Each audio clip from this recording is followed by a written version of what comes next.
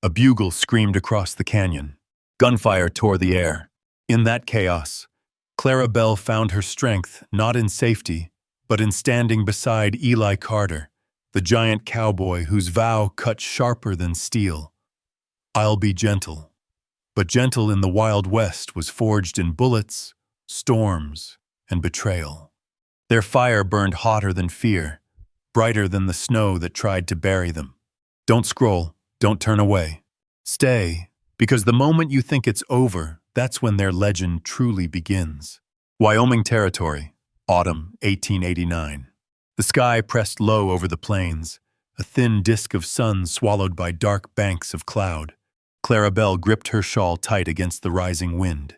Beyond her cabin, the wheat stubble bent, brittle and sharp, while above them crows circled in ragged formation. Their cries scraped the air like warnings.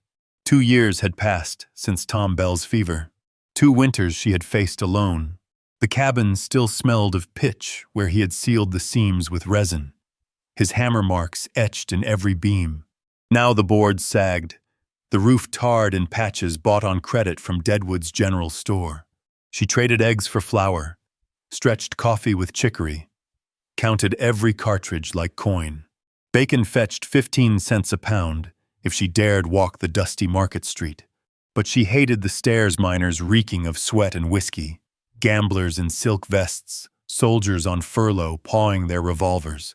One trip had been enough. Since then, she kept to her corner of prairie, living between silence and memory. The land was wide but not kind. Nights carried the wail of coyotes. Days cracked dry under the sun. At the far horizon, thunder muttered, heavy as hooves. She stacked firewood by the cabin wall. Her hands burned from the axe. Splinters stung, rain needled her cheeks. She straightened, squinting into the gray. Hooves, closer, her breath locked. Tales had ridden the territory raiders sweeping in, masked or painted, taking stock. Women, silver. Some swore it was Apache ranging north. Others said outlaws disguising themselves. Truth mattered less than the end result. Cabins emptied, lives erased. Clara turned for the door. Mud dragged her skirts. She had not reached the step when silhouettes broke the ridge. 5 riders, shadows backlit by lightning. Horses painted, manes whipping. They fanned wide, circling. Her heart hammered against her ribs. She forced her spine straight. Tom had once told her, "Show fear and you invite wolves." One rider leaned down, yanking her rifle from its hook. Another kicked open the shed, scattering beans, rope, and the small box holding her mother's silver locket. Clara's throat tightened. She tried words. First in English, then in broken Spanish learned from traders. "Tengo nada." "I have nothing," they laughed. Not cruel, just careless, as though her plea were less than wind. Then the 6th rider came. He crested the slope last, his horse larger, his shape broad as the cabin door. He swung down slow, deliberate. Boots hit mud. A beige hat shadowed his face until lightning flared, carving his scarred jaw and eyes dark as storm water. He moved toward her, every step heavy, certain. His glove black leather, cracked lifted not in threat, but in offering, the end of a rope dangling. Clara froze. Behind him the others muttered, impatient. Rain hissed. The crows wheeled lower. She thought of Tom, of nights mending harness by firelight, mornings when he swore this land would bloom. All gone, left to her hands, her back, her stubborn refusal to abandon what they had started. The man tilted his head, studying. Then he spoke, in English rasped by disuse. 2 words. "You come." The sound was deep, close, almost swallowed by thunder. Command, yet not stripped of weight. Clara's knees weakened. She meant to protest. No breath came. He stepped nearer. Rain ran down his coat, dripped from his brim. With a motion impossibly swift, he lifted her. The world tilted. She was on his saddle, pressed against the breadth of his chest, his arm braced around her. The horse wheeled. Behind them the cabin sagged into storm. Firewood scattered. Lightning split the horizon. For an instant his face hung close, unreadable. Then he whispered, words lost in thunder. But Clara knew. It was not a threat, not hunger. It was a vow. And then, from among the riders, he emerged, the giant cowboy Clara had never imagined would change her life forever. Rain still drummed the Wyoming plain, washing fences into shadows and filling ruts with silver water. The horse beneath her lunged steady, Eli Carter's arm caging her safe yet captive. She kept her chin tucked, shawl tight, heart drumming as hooves carried them into the storm's throat. She had heard his name whispered in markets and taverns, Carter, breaker of broncs, man mountain whose fists bent iron. An outlaw to some, a savior to others, but always legend. Now that legend breathed at her back, warm despite the rain. She braced for cruelty, yet the hand steadying her never bruised. A contradiction that unnerved more than threat. The band steered toward the valley where Deadwood's lamps sputtered against the gale. Clara's stomach tightened. That street of false fronts and dirt alleys was no refuge. She had walked there once after Tom's burial, selling eggs for pennies, buying flour for too dear a price. Miners reeked of whiskey. Gamblers eyed her widow's dress. Soldiers clinked coins. None offered kindness. She had not returned. Tonight she came unwilling, born like spoils. The riders slowed outside the Silver Spur saloon. Lanterns swung, their red glow staining rain. Eli swung down, boots splashing, then lifted her free with effortless strength. He set her in the mud. Lightning bared him to the crowd-scarred jaw, soaked brim, bulk that dwarfed the doorframe. Onlookers clustered under awnings, miners clutching picks, a preacher hugging his Bible, women whispering. All eyes on her. Inside, Eli said. Her steps dragged. The saloon's breath met her. Tobacco haze, beer gone sour, sweat thick. Piano silent, one key broken. Men hunched at tables, cards limp in hand as they stared. The bartender stilled his cloth. Evening, Carter. Didn't expect you with company. Heat flamed Clara's cheeks. Company. She was object, not guest. She sat stiff by the bar while 2 glasses thudded down. Eli's whiskey vanished in one pull. Her own sat untouched, hands clasped so hard her knuckles ached. Then his voice brushed her ear, low enough none else heard. You're safe while you sit by me. The words struck harder than thunder. Safe. 2 winters alone had taught her there was no safety, only endurance. Yet something in his tone, not plea, not boast, made her chest shudder. A card dealer sneered, Safe with Carter? Ask the men he planted. Laughter skittered, but froze when Eli's stare cut across smoke. Cold, flat, final. Dice clattered silent. Clara dared study him then. Not legend, not myth flesh carved harsh. Scar across jaw, hair dark with rain, eyes neither cruel nor soft, but watchful. She searched for malice, found only measure, as though he weighed her spirit on scales unseen. The storm eased. Windows dripped. Eli rose, motion smooth. Up. His hand brushed her elbow, firm, not crushing. He led her back outside. Across the mucked street, shutters rattled. General store dark. Church bell muted by rain. Where? She began. He cut with glance. You'll see. At the livery, horses shifted restless. He readied a mare, broad-shouldered like its master, then placed reins into her hands. She blinked. Alone? I ride behind. You fall, I lift you, no menace. Only fact. The riders murmured disbelief. One spat. Eli's gaze silenced them. Clara mounted, skirts heavy, fingers white on leather. The mare stamped, sensing nerves. They rode from Deadwood into prairie washed clean. Lanterns dimmed behind. Moon clawed free of clouds, silvering sage. Clara rode awkward but upright, while Eli shadowed her. Rain had carved rivulets across the land, air sharp with wet dust. Why let her ride? Why not bind? The question gnawed. Fear dulled to confusion, confusion to wary awe. She swayed, exhaustion dragging eyelids. Suddenly a hand steadied her waist, swift, sure, then gone. Rest, he murmured. I'll guide. Her body betrayed her. She dozed. Through haze she heard him whisper, softer than wind, "Not harm. Never harm." When dawn bled across buttes, she woke swaddled in his coat beside a canyon fire. Horses tethered, other men dozing. Eli sat apart, rifle across knees, eyes sweeping horizon. She stirred. His gaze met hers. Silence stretched. Then he spoke, voice carved from gravel. "You're mine now. But not broken. Never broken," the words coiled inside her chest.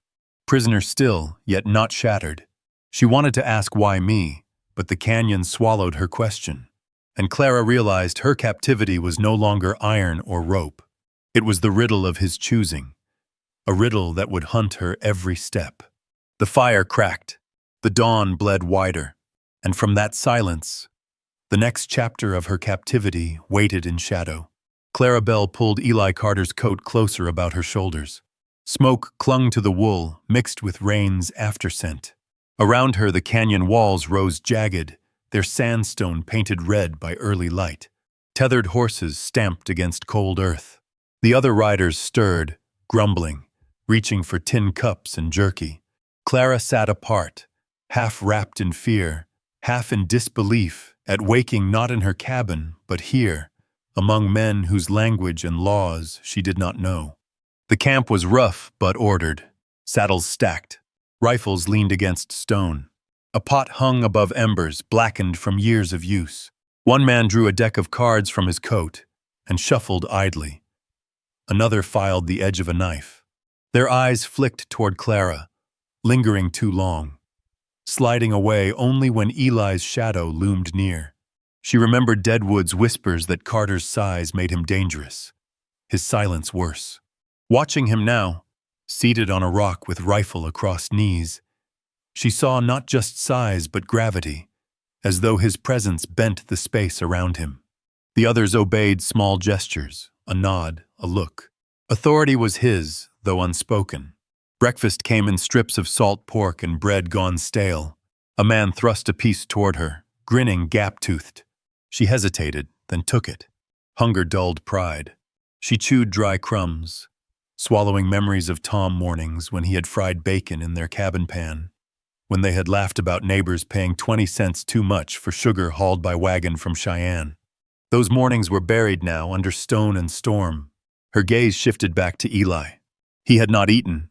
His eyes moved across the ridges, scanning for threat. When he did look at her, it was brief, unreadable. She wondered if he saw her as spoil or burden. The coat about her shoulders suggested something else, but she dared not name it. Mid-morning, the riders broke camp. Saddles strapped, ropes coiled, embers buried.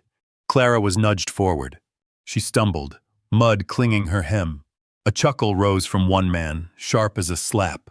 Eli turned, eyes narrowing, and the sound died. He held out his hand. She froze. Then, heart hammering, she placed her palm in his. His grip was firm, lifting her into the saddle as if she weighed nothing. He mounted behind, arm braced across her again. Not possession this time, but shield. They rode deeper into the canyon.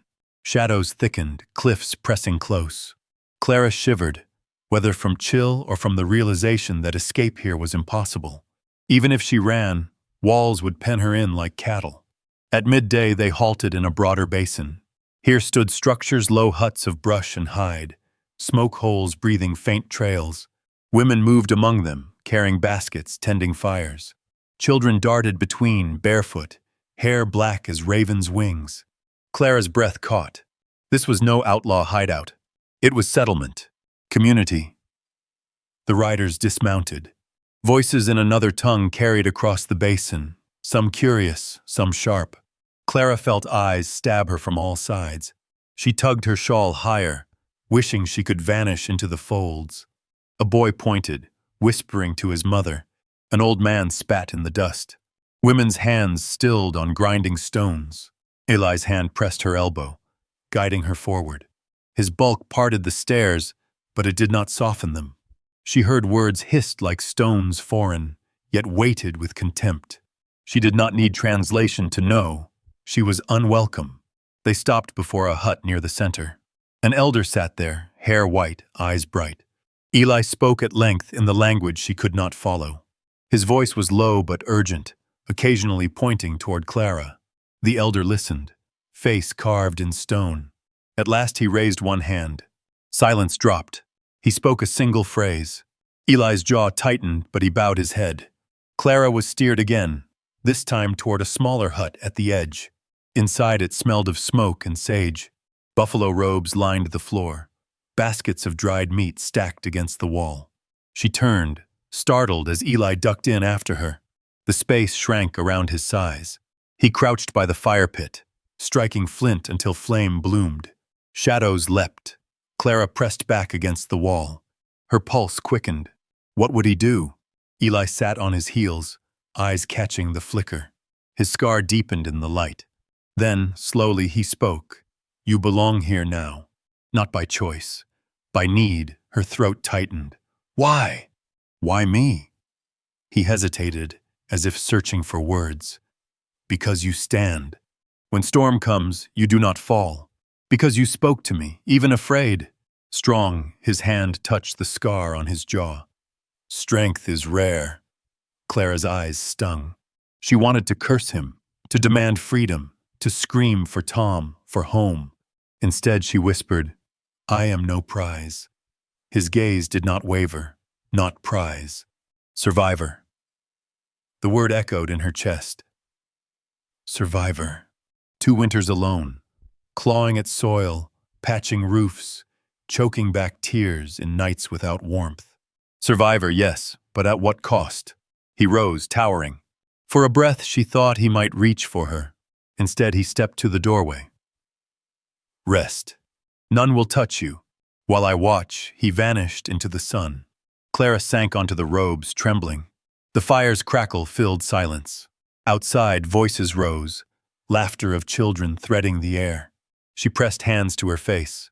Tears came hot, unwelcome. She thought of Tom's grave marker, rough wood now weathered thin. She thought of nights when loneliness felt like rope around her neck. Now another rope had come, woven not of hemp, but of fate. Eli Carter's shadow lay across her life. She did not know if it was shelter or shackle. The fire burned low. Clara's sobs dulled, and in the hush of that hut, she felt the weight of a truth she could not yet bear. She was tethered, not by force alone, but by the strange gravity of a man she should hate, yet could not dismiss. Outside, the canyon wind shifted, and with it, the first hint of trials that would test more than her fear. They would test her very heart. Clara Bell stepped from the dim hut into harsh light. Dust lifted off stone, swirling against her skirts. Children paused mid-play. Mothers turned cold eyes. Men let silence stretch. She felt weight in every glance, as if each person measured her and found her wanting. Only Eli Carter moved untroubled, a wall of flesh and will that shadowed her steps. The basin rang with daily life-grinding corn, scraping hides, sharpening spears. Yet beneath it all pulsed attention. Clara saw women touch children's shoulders, tugging them back. She heard mutters, words she could not parse but felt in her bones. Outsider, burden, danger. Her feet dragged, but Eli's hand steadied her elbow. It was not tenderness, it was command. Still, his touch sparked something unsteady inside her. That hand was scarred, ridged with old burns, broad enough to crush. Yet when it closed around her arm, it guided rather than seized. They moved past the circle of huts to a ledge where the canyon opened. Wind tugged at his hat brim, carrying the smell of sage and dust. He crouched, striking flint to steel, coaxing a small fire against the wind. Clara watched, arms folded, refusing to thank him. Minutes passed. Sparks caught. A small flame licked upward. He fed it chips of juniper, patient, deliberate. The scar on his jaw caught light, a pale rope down rugged skin. She could not stop herself. That scar. How? He looked up. His eyes held storm and stillness both. Then, voice rough. I was 15. A horse panicked in fire. I caught rope, saved him. Paid with this, his fingers brushed the line across his face. Clara's throat tightened. She thought of Tom, once thrown by a Mustang, ribs cracked. They had laughed afterward, calling him stubborn as his stock. But laughter felt far away now, a ghost she dared not chase. Eli shifted, gaze settling on her. My mother was white. Came west in wagon. Left behind, taken in. She taught me words you speak. Died young. I remember her eyes, same as yours when storm hit cabin. Fear. But not breaking, the canyon tilted around Clara. She gripped her shawl tight. So that is why? You saw her ghost in me? His jaw worked. For a moment she thought he would deny it. Instead, I saw strength. Alone 2 winters, still standing. Many fall quicker. The words landed heavy.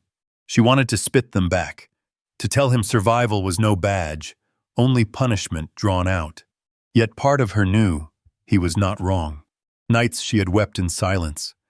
Mornings she had forced stiff hands to labor. She had stood when others might have fled. Wind hissed across stone. She turned away, blinking against grit and sudden heat behind her eyes. From the camp below, a voice rose, sharp, female. Clara looked down. A woman stepped from shadow, silver beads glinting at her throat, dark braids tight across her shoulders. Isabel Crow. Her gaze locked on Clara like blade on whetstone. Isabel's words cut through air, laced with English rough but clear. Careful. Clara stiffened. Eli's shoulders tensed, but he did not speak. Isabel's mouth curled in challenge. Then she turned, skirts whipping, leaving Clara with a chill colder than canyon wind. The fire cracked between them. Eli stared at Flame, not at Clara. What did she mean? Clara demanded. His silence was answer enough. She stepped back, fury sparking through fear. You bring me here, bind me with silence, let them hate me. Am I trophy? Am I punishment? Eli rose in one motion, towering. His shadow swallowed her. For a breath she thought he might strike. Instead his hand lifted, not fist, not rope. He opened it, palm scarred, calloused, broad as shovel, and held it before her. You are not broken, he said again. This hand can bind, yes, can kill, but it can also guard. You choose which, her chest heaved. The canyon hushed. In that stillness, the meaning pressed close. Choice within captivity, dignity within chains. Clara looked at his hand. Every scar a story she would never know. Slowly, trembling, she lifted her own, placing it against his. His palm engulfed hers, yet he did not close it. He let the contact linger, then withdrew, leaving her skin burning where it had touched. Voices drifted again from the basin. A bell clanged from the smith's corner, iron on anvil. Isabel's laughter carried sharp and cruel. Clara flinched. Eli turned toward camp. Come, you must be seen. You must walk. She followed, though legs shook. Each step through this camp was trial eyes cutting, whispers slicing. She held her head high, though inside every nerve quivered. Eli walked beside, not shielding this time, but letting the stairs fall. It was test. By dusk, she returned to the hut, knees weak. Firelight licked walls, shadows stretching long. Alone, she pressed hands to face, replaying his words, his open hand, Isabel's warning. Outside, coyotes howled, the canyon answering in echoes. Clara curled on buffalo robes, whispering to herself that she would endure. Yet in her heart, another whisper grew. Perhaps endurance was not enough. Perhaps survival here demanded more courage, cunning, maybe even trust in the giant whose hand had not closed. Night thickened. Tomorrow would bring new trial. And somewhere beyond the canyon, whispers of Rust Creek town waited, where stares and scorn would cut deeper still. By dawn, the riders saddled their mounts. Clara Bell's shawl clung damp to her shoulders, the wool rank with smoke and fear. Eli Carter spoke little, giving curt orders in the tongue of his men. Isabel Crow lingered near, her silver beads flashing, her gaze slashing like a knife whenever it found Clara. The giant cowboy guided Clara to a bay mare, lifting her into the saddle with that same impossible ease. She wanted to resist, to insist she could mount herself, but words tangled in her throat. The caravan moved east. The canyon narrowed, then broke into rolling hills where sage grew thick. Hours wore past in silence, broken only by hooves and the cry of hawks. Clara's body ached, unaccustomed to long ride. Her mind churned. Rust Creek, she had traded there once with Tom. A rough mining town, built of planks nailed fast and hope nailed faster, where silver dust clung to every shirt and whiskey flowed quicker than water. She remembered bacon for 15 cents, sugar higher, flour precious. She remembered the stairs then, as widow with basket of eggs. What stairs would greet her now, arriving flanked by riders, led by a man carved from storm. By midday the valley opened. Rust Creek sprawled below, false fronts braced against wind. Main Street rutted deep with wagon wheels. A church steeple leaned, bell silent. The Silver Spur Saloon blazed lanterns though day still burned. Across the street, the general store's porch sagged under sacks of flour and barrels of nails. As they entered town, conversation stilled. Merchants paused. Gamblers dropped dice. A preacher's hymn faltered mid-line. Clara felt their eyes brand her mud-smeared skirt, shawl pulled tight, flanked by riders. Whispers rose like brush fire. "Widow Bell?" Someone hissed. "Taken?" "Brought in by Carter." Poor fool. Her cheeks burned. She longed to vanish, to melt into the dust. Eli rode at her side, face unreadable, hat brim low. He seemed deaf to whispers, though his hand never strayed far from his revolver's grip. They halted at the well in the square. Women fetching water stared, buckets dangling, mouths set hard. One broad-hipped with apron stained by flour stepped forward. She looked Clara over, lips pursed. Then, with a grunt, she seized Clara's arm, not cruel, but decisive. "Come." You help Clara stumbled after, bewildered. The woman led her to a cook fire behind the mercantile, where other women stirred kettles, baking bread in iron pots. The smell of yeast and smoke filled air. They pressed a spoon into Clara's hand, thrusting her toward a pot of beans. Her heart lurched. Acceptance or trial. She stirred, hands trembling, while whispers fluttered around. Some sharp, some almost kind. The heat flushed her face. For the first time since her capture, she did not stand apart. She worked among them, anonymous for minutes. But Isabel's shadow lingered. She stood at the edge, eyes narrowed, arms folded. Her voice cut sudden through murmurs. "She does not belong." The words froze air. Clara's spoon stilled. All eyes swung between them. Eli had not moved from the well, yet his gaze fell on Isabel, iron steady. She stiffened, but did not back down. Instead, she spat into dirt, silver beads rattling, and stalked off. The moment passed, tension splintering into mutters. Work resumed. Clara's pulse hammered. She forced herself to keep stirring, though her hands shook. Women beside her said nothing, yet one slipped her half a biscuit, still warm, pressed into her palm without looking. Clara swallowed hard, tears pricking. By evening the sun burned low, painting Rust Creek gold and blood. Clara sat on a crate behind the mercantile, biting into bread coarse but filling. She watched townsfolk move, their stares still heavy but less sharp. She was no friend, no kin, but neither was she ghost. Eli approached, boots grinding dust. He looked at her, then at the half-eaten bread. "They let you work." Her chin lifted. "I can stand on my own."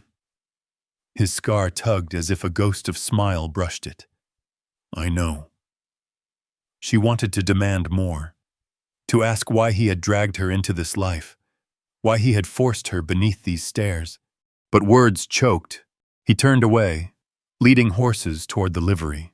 The church bell tolled then, sudden, a hollow clang across the valley. Clara flinched. From shadows, Isabel's laugh followed, sharp as a whip. The day's small warmth shriveled. Clara folded arms around herself. Bread sat heavy in her stomach, not comfort but reminder. She had been lifted from scorn into brief belonging, only to feel blade of envy slice deeper. And as Rust Creek's night closed in, She knew trials here would wound not just flesh, but pride. Tomorrow, the canyon's whispers would be nothing compared to the tongues of a town that loved to judge and to destroy. Lanterns flickered across the street, casting long stripes of gold on warped boards. The Silver Spurs piano stumbled through a ragged tune, while men roared over cards, their laughter thick with whiskey. Clara Bell sat on the edge of the mercantile's porch, shawl wrapped tight, watching dust settle into silence. Rust Creek after dark was a different beast, hungrier, meaner. The air smelled of spilled beer, horse sweat, frying lard from the cook shacks. Every sound sharpened her nerves. Eli Carter had vanished into the livery, tending horses with his usual silence. Without his shadow near, Clara felt the stares of passers-by like nettles. A boy tossed a stone that skittered near her boot, his mother jerking him back with a hiss. The message was clear: she did not belong. From the far end of the street came Isabel Crow. Silver beads shimmered in lamplight, braids sleek against her shoulders. She moved with feline grace, every step deliberate, skirts whispering. When her eyes found Clara, they gleamed with triumph and venom both. Isabel stopped at the base of the porch. Her voice, though accented, cut sharp in English. "He is mine." Clara's breath caught. She gripped the shawl tighter. "I did not ask to be here." Isabel's laugh was low, humorless. "Does not matter. You stand near him, you breathe his air, you take what is mine." The words sliced. Clara wanted to retort, to declare she was no thief, no rival. But tongue faltered. She had no claim, no right, only circumstance that chained her to Eli's side. Isabel's gaze swept her, head to toe. "You are weak. Softtown will spit you out. He will tire of you." She leaned closer, whisper hot as brandy. "And when he does, I will finish what Storm began." Then she turned, beads rattling, vanishing into saloon glow. Clara sat frozen, pulse hammering, shame tangled with fury. She wanted to weep, but tears would prove Isabel right. She forced herself to breathe, to hold chin high though inside she shook. Moments later, Eli returned, the scent of horse and leather clinging to him. He glanced at her, noting the pallor of her face, the tension in her hands. His jaw tightened. He said nothing, but his gaze swept the street, lingering where Isabel had disappeared. "Come," he said finally. She followed him to the boarding shack at town's edge. Inside, lamplight flickered over rough planks, straw-stuffed mattress, a stove barely warm. Eli set his rifle against the wall, then sat on the lone chair, boots planted wide, silence heavy. Clara hovered by the stove, arms wrapped around herself.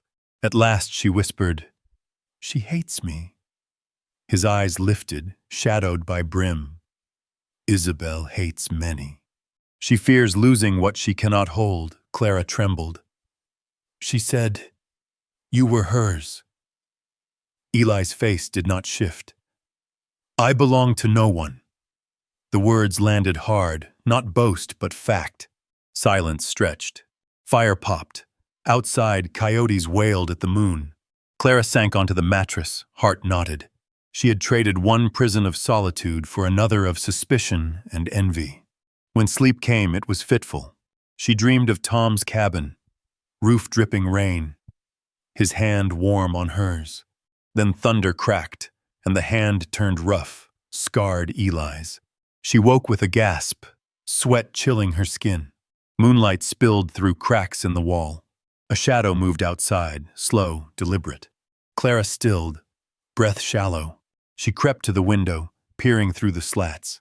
Isabel stood in the alley, face half lit, beads glinting like teeth. Her eyes met Clara's through the gap, a smile curved, cold as blade.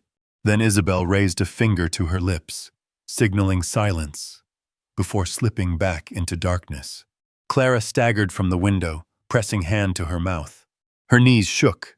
This was no idle jealousy. It was threat, sharp and personal. Isabel had marked her. Eli stirred on the chair, sensing unrest. "What?" She shook her head, unable to voice it. Fear clamped her throat. She lay back on the straw mattress, pulling shawl over her, though sleep was impossible now. Every creak of boards, every gust of wind felt like footsteps coming closer. The night dragged. With it came realization. Rust Creek would not only judge her with whispers. It would strike through Isabel, who carried venom sharp enough to spill blood. Clara's eyes burned, fixed on ceiling shadows.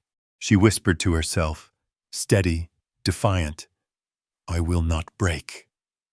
But as dawn neared, she knew Isabel's shadow would not rest until it tested that vow and perhaps shattered more than pride. The morning sun cracked pale over Rust Creek, painting the sky in bruised lavender. Clara Bell rose from the straw mattress with eyes heavy, body stiff, heart braced. Eli Carter was already outside, saddling the mare, silent as ever. Yet silence today carried weight.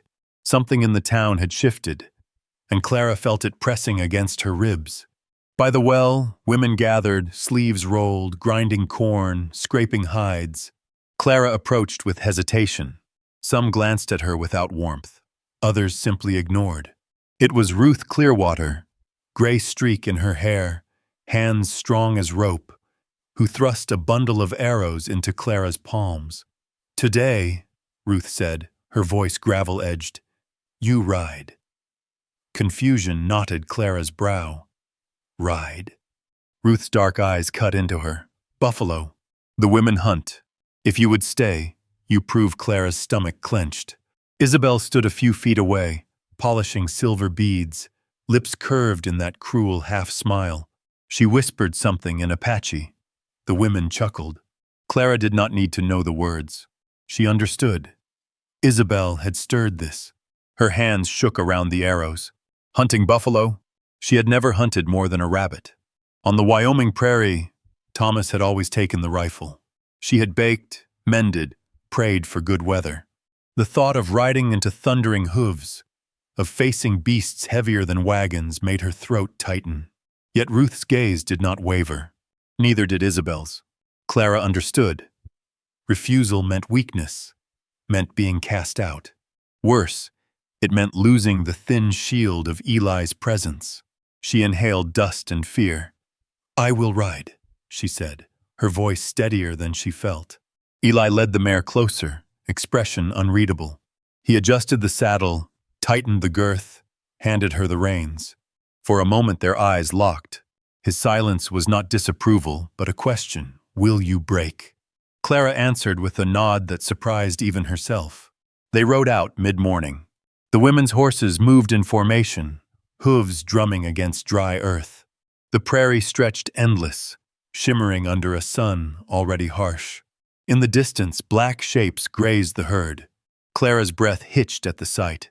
Massive creatures, shaggy heads swinging low, horns glinting. Their presence filled the land, primeval, unyielding. Ruth raised her hand.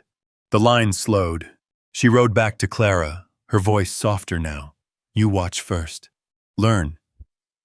Then if brave, you strike." Clara nodded, palms sweating. Her mare flicked ears, sensing nerves.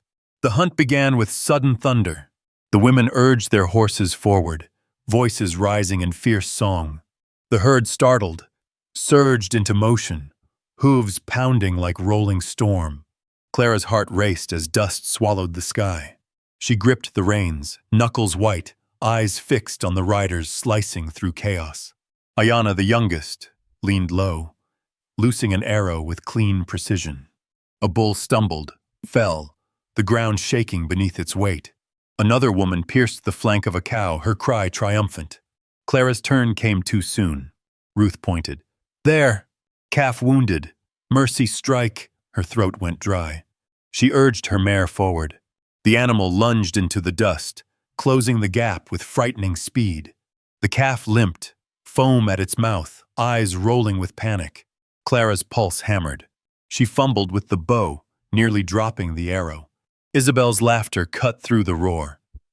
"Weak," she called in English, cruel and sharp. The word ignited something. Clara's fear hardened into defiance. She clenched her jaw, steadied her grip, remembered Ruth's instructions. Behind the shoulder, quick and true. She leaned forward, knees tight, wind tearing her shawl. Time slowed. The arrow flew, slicing air, burying deep into the calf's chest. The beast staggered, fell. Dust billowed around its body, then silence. Clara gasped, trembling. She had done it. Not cleanly, not beautifully, but enough. Around her, voices rose, not mockery but approval. Ayanna whooped.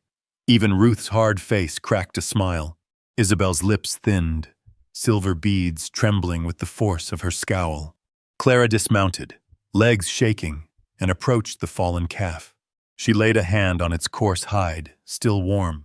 A prayer rose unbidden, words she had heard Thomas once mutter after a kill. "Forgive me. Feed us well." For the first time since captivity began, she felt herself part of something larger, something raw and ancient. The women gathered, knives flashing, hands skilled. Clara joined, clumsy but earnest. Blood stained her dress, sweat streaked her face, but no one mocked. They guided her motions, teaching through gesture, patient despite the task's brutality. By the time meat was loaded onto pack horses, Clara was no longer an outsider in their eyes. As the sun dipped low, painting prairie gold, they turned back. Dust clung to their skin, blood darkened their clothes, yet laughter filled the air. Clara rode among them, tired but strangely alive. Eli waited near the town's edge. His gaze swept her, noting the blood, the dust, the set of her shoulders. He did not ask, he simply inclined his head. But in his eyes she saw it. Pride, quiet and fierce. Isabel dismounted nearby, fury simmering. She leaned close as Clara passed, whispering low enough only she could hear. "One arrow does not make you strong. Next time, it may be you who falls." Clara met her gaze, steady now. "Then I will fall fighting." Isabel blinked, momentarily startled, before her smile returned sharper. The war between them was no longer hidden. That night, by the dim fire inside the shack, Clara replayed the day. Fear, dust, triumph. She remembered the calf's eyes, the thrum of hooves, the weight of the bow. She remembered her own voice, defiant against Isabel's venom. She realized something profound. She was no longer just surviving. She was becoming. Outside, coyotes howled, but Clara lay awake, strength thrumming in her veins.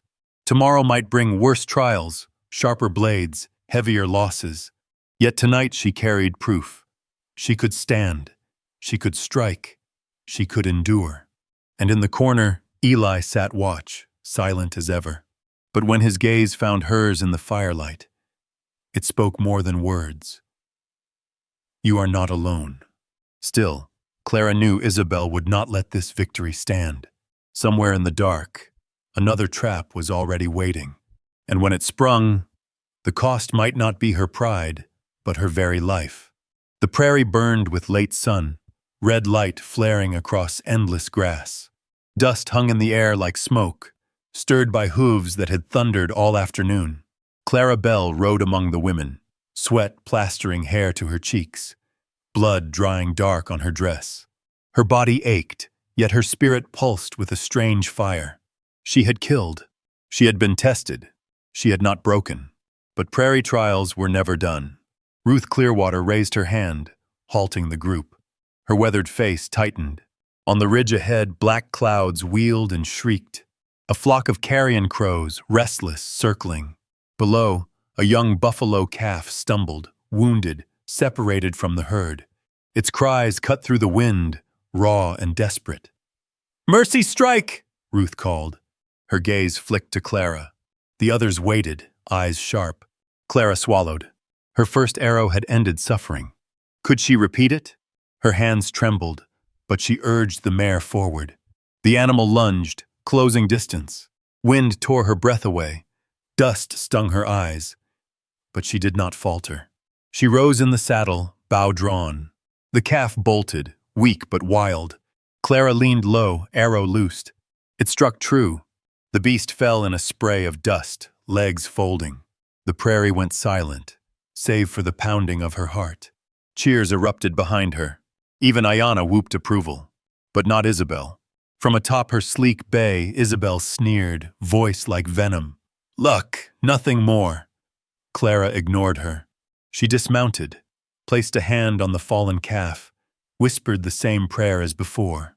Forgive me. Feed us well. When she stood, her face was streaked with dust and resolve.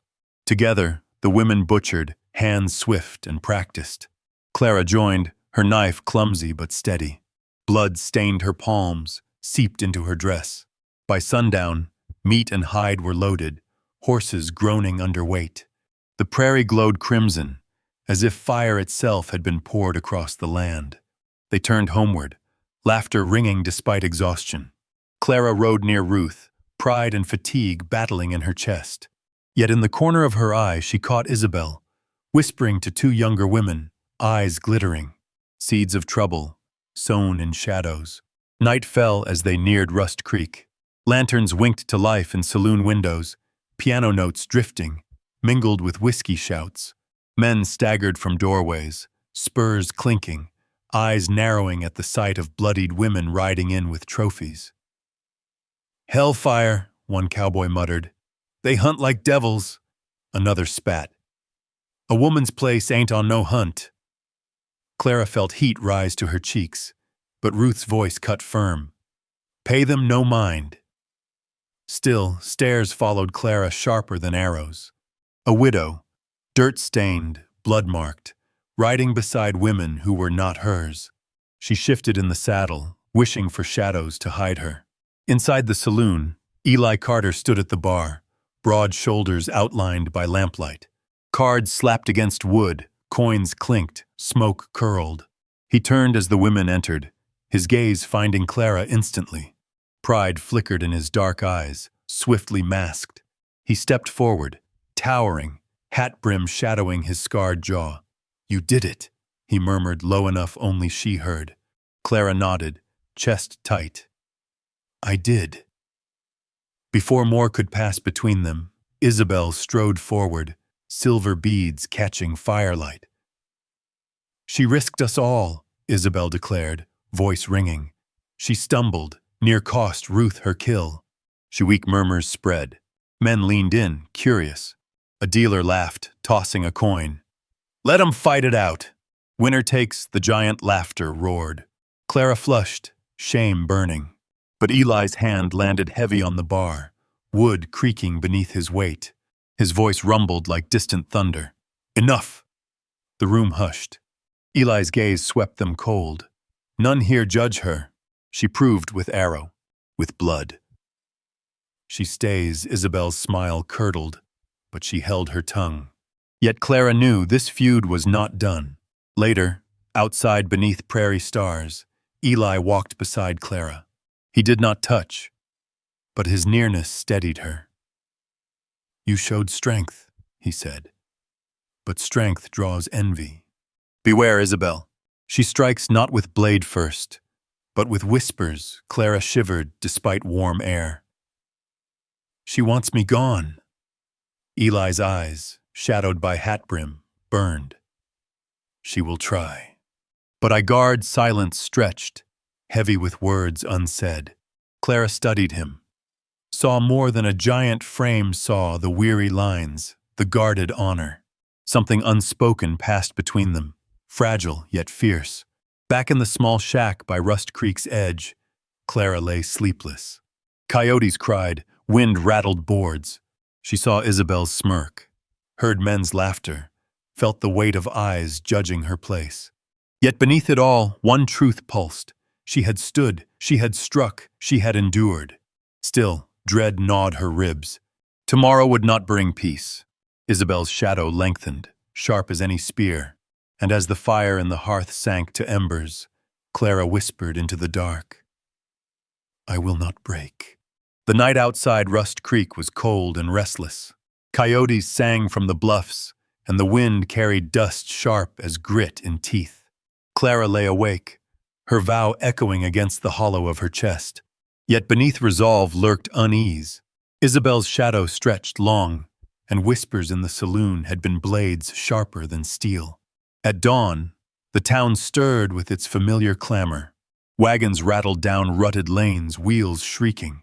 Miners spilled from shacks toward shafts, boots crunching frozen earth. Prices were shouted at the trading post. Flour, $2 a sack. Beans, 50 cents. Whiskey, dearer than gold. Rust Creek thrived on hunger and gamble, and Clara felt eyes track her wherever she walked. Ruth Clearwater beckoned her to the communal fire. "Work must not stop," the older woman said. "Fear or no fear, hands feed mouths." Clara obeyed, grinding corn, fetching water, learning motions that dulled thought. Yet every glance over her shoulder landed on Isabel, her rival smiling thin as a knife, speaking in hushed tones to young men eager for trouble. By afternoon, clouds thickened over the mesa, black, heavy, roiling. From the canyon's edge, a bugle note drifted faint but clear. Clara froze, pestle mid-grind. She had heard such sound once before, when soldiers passed Thomas's homestead. Then it had meant safety. Now it promised ruin. The alarm spread swift. Men reached for rifles stacked in corners. Horses stamped and snorted, nostrils flaring. Ruth barked orders to gather children, to hide provisions. Panic simmered, but discipline held. These people had known flight too often to waste time. Eli appeared from the shadows, his face stone beneath the brim of his weathered hat. He strode toward Clara, his hand firm on her arm. "Soldiers move fast. We ride before dark," Clara's breath caught. "Where?" "Black Mesa," he said. "Safer ground. High walls." One way in his eyes flicked to the sky. "But if they catch us?" He did not finish. He didn't need to. They packed with speed, brutal in its efficiency. Clara helped lash bundles of meat and hide onto ponies. Children clung to mothers. Dust cloaked the camp as hooves struck earth. They rode in silence, urgency in every line of their bodies. The land shifted as they climbed toward the mesa. Canyon walls rose, scarred and sheer. Sagebrush clung to ledges. The wind hissed like steel drawn from sheath. Clara clutched the saddle horn, knuckles white. Each hoofbeat felt like a drum warning of doom. By nightfall, they reached the valley beneath Black Mesa. Fires were forbidden. Only cold rations passed hand to hand. Darkness pressed heavy, pierced by stars that glittered cruel as shards of glass. Clara sat close to Eli, shivering, though fear not cold set her bones trembling. In the silence, Eli's voice came low. "If they catch me, they hang me. If they catch you, they tear you away." His hand tightened briefly on hers. "Stay near. Whatever comes, stay near." Clara met his gaze. In his eyes burned not just defiance, but weariness. A man who had lived too long on the edge of noose and bullet. She wanted to answer with courage, yet all she found was honesty. "I am afraid." "Good," Eli said. "Fear keeps breath in lungs. But let it ride with you, not break you." Far across the night, hoofbeats echoed faint, then faded. Patrols searching. Clara clung to his words as if they were rope over an abyss. Sleep came late, broken. Dreams of fire, of Thomas's fevered face, of Isabel's mocking smile. She woke to the sharp cry of a child and the cold gleam of moonlight spilling across her blanket. Isabel stood nearby, silver beads flashing, her whisper aimed like an arrow. "They will come. When they do, you'll see how quick the giant chooses you over all." Clara's chest clenched. She wanted to spit back words, to strike, but Ruth's warning echoed, "Waste no energy on venom." Clara turned away, heart hammering, yet Isabel's laugh lingered, thin as wire cutting flesh. Toward dawn, scouts returned, their ponies foaming, flanks streaked with sweat.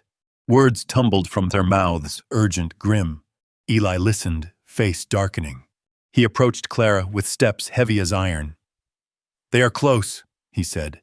2 days, maybe less. We move again. Weariness crashed over her. Another march, another canyon, another shadow overhead. Yet she nodded, jaw set. She had vowed not to break. The camp erupted into motion. Wickiups collapsed, bundles tied, children lifted. Clara joined without question, hands steady despite dread. She tied ropes, loaded saddles, wiped tears from one child's face. Her own fear was buried beneath work. As the procession wound out of the mesa, dust curling in their wake, Clara glanced back once. Black Mesa loomed stark against the sky, a fortress abandoned to the soldiers who would find nothing but ashes. Her chest tightened. She was leaving not just shelter, but a piece of herself. The march stretched long into afternoon. Dust-coated tongues, sun-burned skin. Voices dropped to murmurs. Horses plodded, and Clara's body numbed to motion. But her mind sharpened, clinging to details. The flash of steel in Eli's belt, the rhythm of hoofbeats, the memory of bugle echoing across stone. Each detail fed the storm building inside. By evening, they camped in another valley, narrower, more hidden. No fire again, only cold meat passed hand to hand. Clara sat with Ayanna, the younger woman pressing a crust of bread into her palm. "You strong," Ayanna whispered in halting English. "Isabel, poison." "But you strong," Clara smiled faintly, though weariness pulled at her. She thought of Thomas, of lonely nights at the homestead, of believing strength meant surviving alone. Here, strength meant something different, holding together when the world tried to tear apart. The wind shifted, bringing with it a distant clatter of hooves. Scouts stiffened, eyes narrowing. The storm was nearly here. Clara lifted her head, heart pounding not with fear alone but with defiance. She would not break. Not tonight, not tomorrow. The night deepened. Silence taut as a drawn bowstring. And in that silence, Clara heard Eli's voice, softer than the wind. "If they come, we fight. If they come, we run. But whatever we do together." Her throat ached. She wanted to answer, to tell him she believed. But before words could form, a flare lit the horizon, a soldier's torch, brief, vanishing behind rock. The iron storm was no longer rumor. It was here. And Clara knew. The next night might not end with whispers, but with blood. The caravan wound its way through the sandstone ridges, dust rising behind hooves like ghostly banners. Children were hushed, tied into slings against their mothers' backs. Men carried rifles already loaded, eyes never resting, scanning every shadow. Clara rode near Ruth Clearwater, her mare stumbling under the weight of bundles. The silence of the column pressed like a hand against her throat. By dusk, they reached the mouth of a canyon carved narrow and cruel. Dead Man's Gulch, Ruth named it, her voice flat. The place stank of old ambushes, of bones buried under dust. Clara shivered, even as the air hung hot and still. Eli Carter rode ahead, towering in the saddle, scarred jaw set hard. He raised his arm and the line stopped. The gulch stretched before them, its walls sheer, offering no mercy. A single path in, a single path out. To enter was to gamble. To stay outside was to be overtaken by soldiers closing fast from the mesa. "They come by dawn," one scout reported.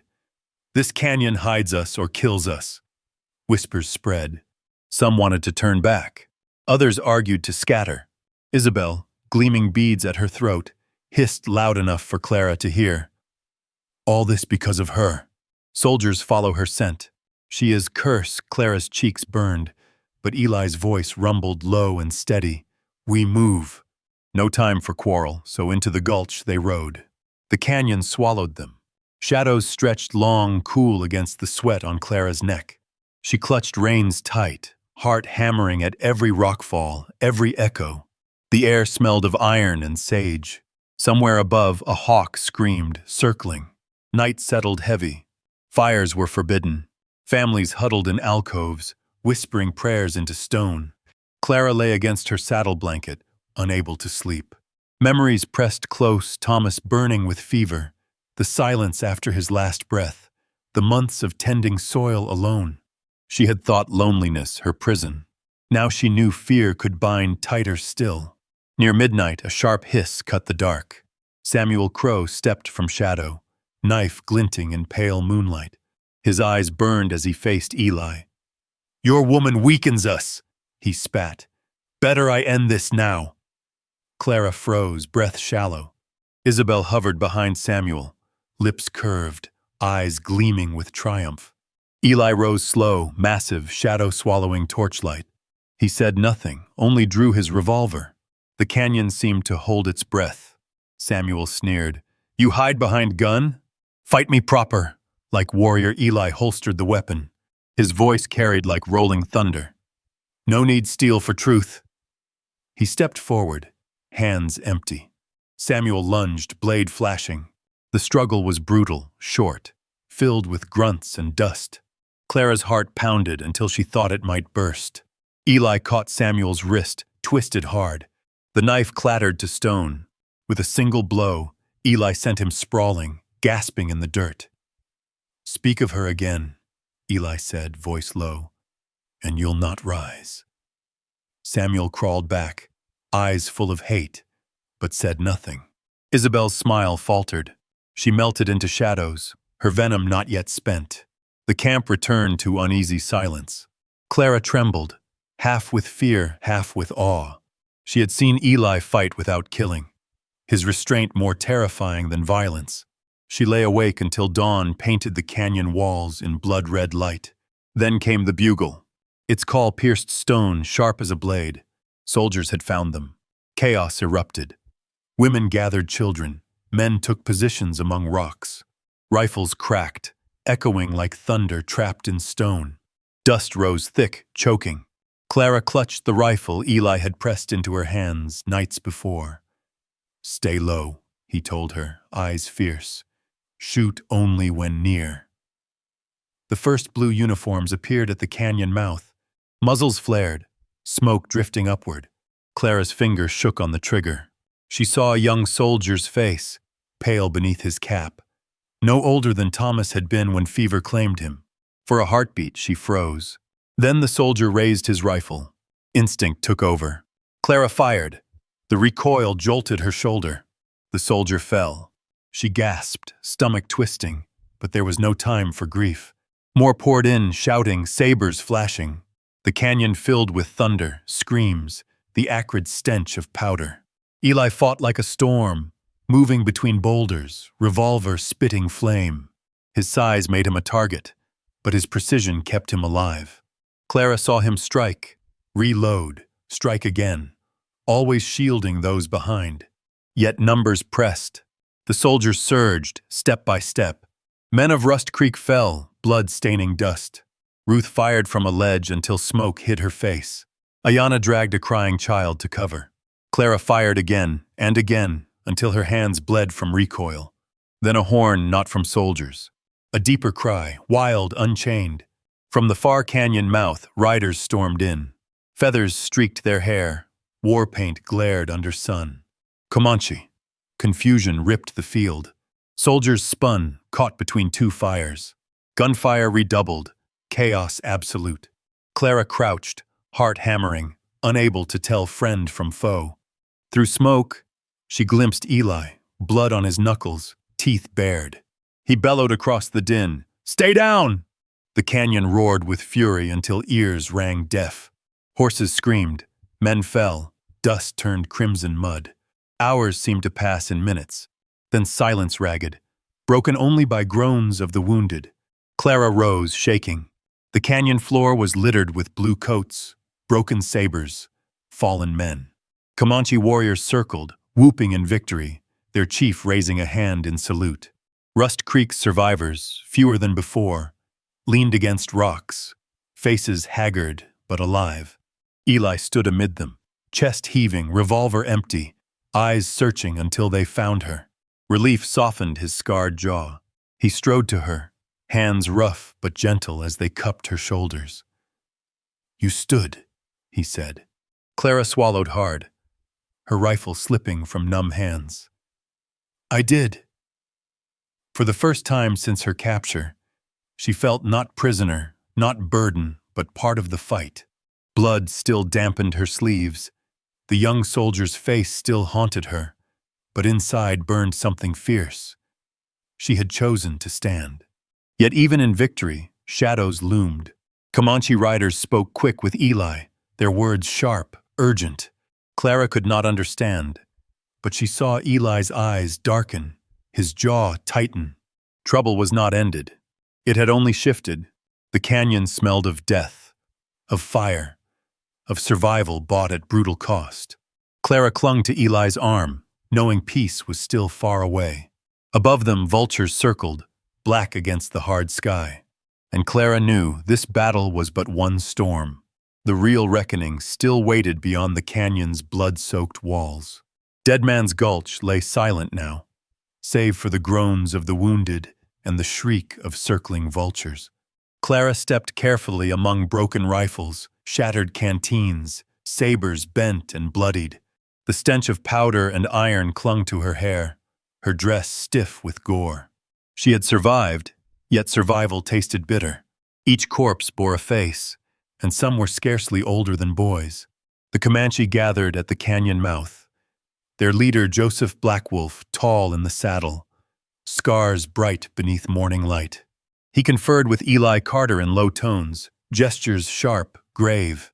Clara could not follow the words, but she read the weight of them in Eli's jaw, in the way his hand tightened on his revolver, though the fighting had ceased. At last Eli turned to the battered band of Rust Creek survivors. His voice carried like gravel dragged across stone. "We live." Many did not. Blackwolf offers safe road through his land for a time. "We take it, or we fall when soldiers return," murmurs rippled. Ruth Clearwater, face streaked with soot, nodded grim. "We've no strength for another fight. We ride, so they rode, limping horses burdened with wounded, the canyon shrinking behind like a grave left unmarked." Clara glanced back once, heart twisting. Blood had baptized her. She was not the same woman who had entered. By dusk, the survivors reached foothills where a stream cut silver through grass. Here they rested. Fires burned at last, smoke rising steady into a bruised sky. Clara tended a child's scraped arm, her hands steadier than her breath. Ayanna sat beside her, silent, eyes hollow. Isabel moved through camp like a ghost with sharpened teeth. Her silver beads were dulled with dust, but her gaze still glittered. She said nothing aloud, yet every glance toward Clara promised reckoning deferred, not forgotten. Later, Clara found Eli apart, seated on a boulder, wiping his rifle with slow, methodical care. His massive frame slumped in rare weariness. She approached, hesitant. "You saved them," she said softly. He shook his head. "Not enough." "You can't weigh the dead against the living," she replied, though her own voice faltered. "If you do, you'll drown." His eyes met hers, dark and unflinching. "You fired on soldiers." Clara swallowed. The memory of that young face haunted still. "I had no choice." "There is always choice," Eli said. Then his tone softened. "But you chose to stand, not hide. That is iron inside you." Her throat tightened. She thought of Thomas, of nights alone on the prairie, of believing strength meant endurance without aid. Here she learned another kind of strength, shared, bruised, tempered by blood and bond. When dawn broke, Ruth brought word from Isabel. The chief demanded proof of Clara's worth. The buffalo hunt had shown skill. The battle had shown courage. But to remain among them, she must endure one more trial. Clara stiffened. "Another?" Ruth's eyes softened. "Gold is tested by fire, child. And fire still waits." That afternoon, the band reached the Bighorn Range. Pines darkened the slopes. Snow still glittered on peaks, though summer sun baked the valley. The air cut sharp and clean, carrying scents of resin and cold stone. Here stood a trapper's cabin, long abandoned, its roof sagging but walls stout. "This place can hold," Eli said, "at least for a season." The band debated by firelight. Some wished to follow Blackwolf into Mexico. Others longed to scatter, to vanish into hills. Clara listened, heart torn. At last Eli stood, his shadow vast against the flames. "I choose different," he said. "I walk with her." His gaze found Clara, burning steady. We build something here, even if world burns around us." A hush fell. Some murmured agreement, others scorn. Isabel laughed cold. "You throw away tribe for a widow who brings soldiers to our door." Clara rose, voice shaking but clear. "I never asked to be taken, but I stood when storm came. I bled as you bled. I asked nothing but to stand beside him and to live." For once, Isabel had no retort. She turned away, beads clattering like distant thunder. The decision broke the band. Some followed Eli and Clara to the cabin, choosing quiet life over endless war. Others rode south, chasing Geronimo's shadow. Ruth lingered, laying a hand on Clara's shoulder. "You're steel-wrapped in flesh, girl." Don't forget, at the cabin, they worked until hands blistered. Eli repaired roof beams, each strike of his hammer echoing through valley. Clara scrubbed soot and spiderwebs, her back aching, but each task carved belonging deeper. Ayana gathered herbs, humming soft. Even Isabel, though she muttered, helped mend hides. Nights were cold, but inside the hearth glowed. Clara sat near flame, needle in hand, stitching cloth into blankets. Across the room, Eli whittled wood, his scar catching firelight. Their silence was not prison, but bond. Then one night, Isabel came to her. No sneer, no venom, only a beaded pouch pressed into Clara's hand. "Protection," Isabel whispered. "My grandmother's charm. Not for you. For the child you carry," Clara's breath caught. She had told no one. Isabel's eyes gleamed with something unreadable resentment still, but layered now with reluctant respect. She left without another word. Clara sat stunned, hand on her belly. A new life stirred there, faint but insistent. The fire in her heart burned brighter.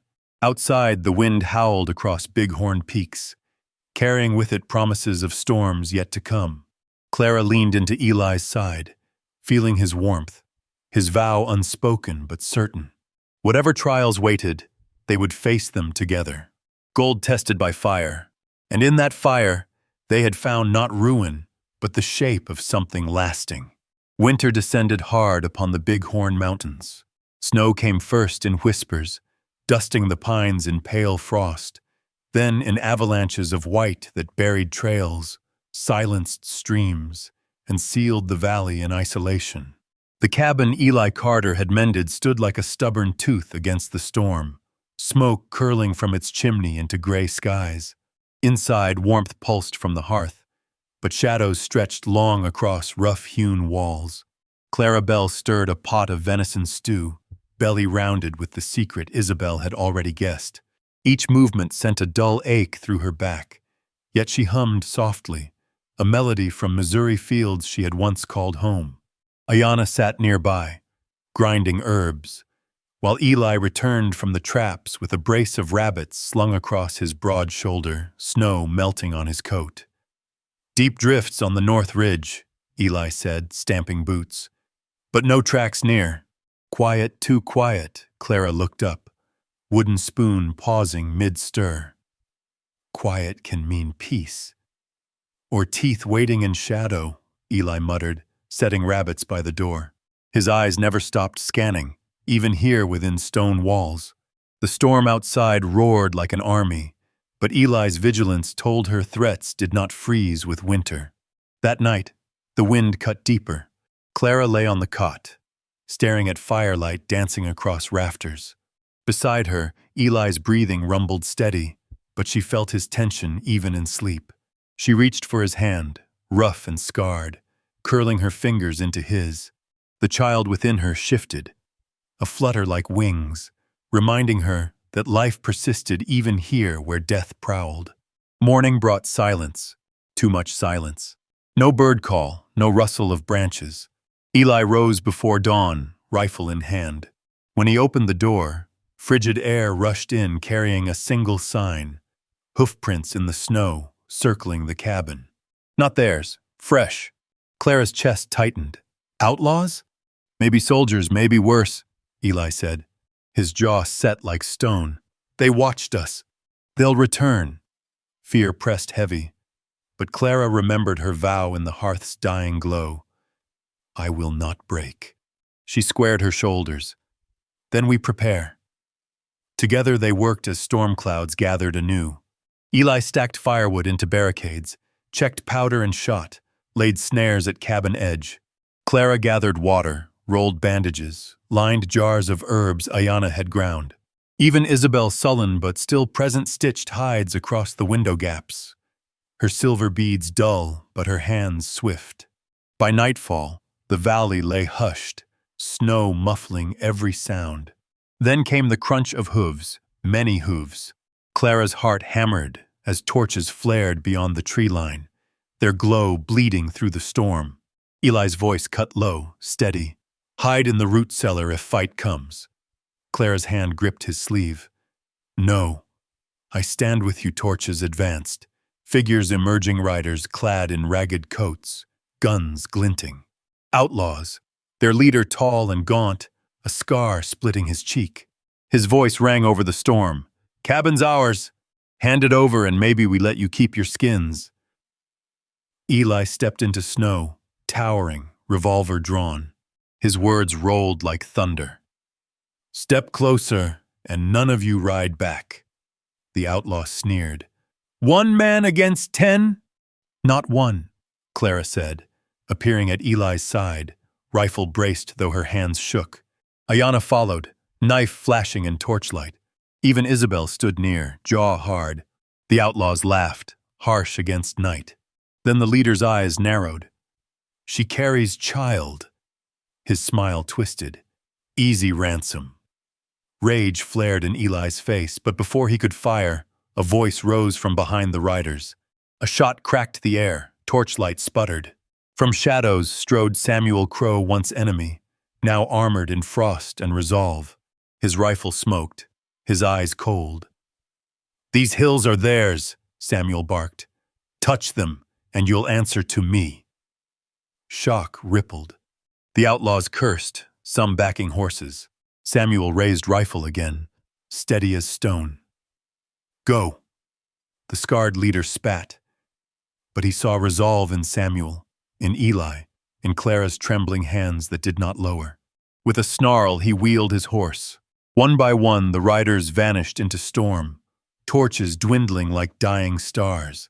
Silence returned, broken only by Clara's ragged breath. Snow swirled, covering tracks as if erasing threat. Samuel lowered his rifle, meeting Eli's gaze. Old debts don't vanish easy. Consider this one paid. He turned, vanishing into storm as sudden as he had come. Inside the cabin, relief sagged Clara's limbs. She sank to the hearth, hand pressed to her belly, feeling life stir. Eli knelt beside her, his massive hand covering hers. For once, his voice trembled. Thought I'd lose you both. You won't, Clara whispered. Not while I breathe. Days bled into weeks. Winter deepened, yet no raiders returned. The cabin became a cradle of survival. Clara sewed. Ayanna sang. Isabel silently carved beads. Eli hunted, guarded, built. In the hush of snow, they forged not prison, but hearth. Then, one morning, Clara doubled over with pain sharper than any blade. Eli rushed to her side, fear breaking his calm. Hours blurred in screams and sweat. Ayanna and Isabel at her side. Eli's massive hands clumsy yet tender as he wiped her brow. At last a cry pierced the cabin thin, fierce, alive. A son, Clara wept, cradling the child against her chest. Eli's face, weathered and scarred, crumpled with awe. Strong, he murmured, voice cracking. Strong like his mother. Snowstorm howled outside, but within the cabin a fire glowed brighter than flame. The child's heartbeat joined theirs, steady, defiant. Life had claimed victory over winter, over blood, over fear. That night, Clara lay exhausted, child nestled between them. Eli sat watch, revolver at knee, yet his eyes softened as he gazed at the boy. You will not grow alone, he whispered. You will know hearth and love and choice. Clara touched his arm, her voice a breath. Our vow holds. Not ruin, but lasting. The storm eased by dawn, clouds parting to reveal sky pale as hope. Smoke rose from the cabin's chimney, a fragile promise written against vast cold. Clara stepped outside, baby in arms, snow crunching beneath her boots. She looked across white peaks, endless and harsh, yet her heart burned steady. She had been widow, captive, rival. Now she was mother, partner, flame unquenched. And in the hush of snow, beneath the watch of mountains, Clara Bell knew the legend of their vow had only begun. From a widow trapped by loss, she had become a woman who stood in blood and storm without breaking, who turned fear into courage, and who found in Eli Carter not a captor, but a partner tested by fire. Together they had faced hunger, envy, soldiers, and outlaws. Yet each trial shaped them into something stronger than iron, something more lasting than gold. In the cabin's glow, their son's first cry proved that even in the harshest winter, life insists on being born. Once Clara had spent nights alone in Missouri, mending fences with trembling hands, praying the fever would not take Thomas. Now she remembered a different night. Her hands raw from recoil, her body shaking, yet Eli's shadow covering her as bullets cut the air. In that moment she understood love is not soft escape, but the will to stand together when the world demands surrender. But what is the right choice when honor pulls one way and love the other? Would you follow your people into endless war? Or would you build a new life even if it meant walking a path alone? Tell me your thoughts in the comments below. Subscribe to join us for the next tale of the Wild West. And share this story so others can feel its fire. For in the end, the message is clear. Love forged in hardship is not weakness. It is the only strength that endures.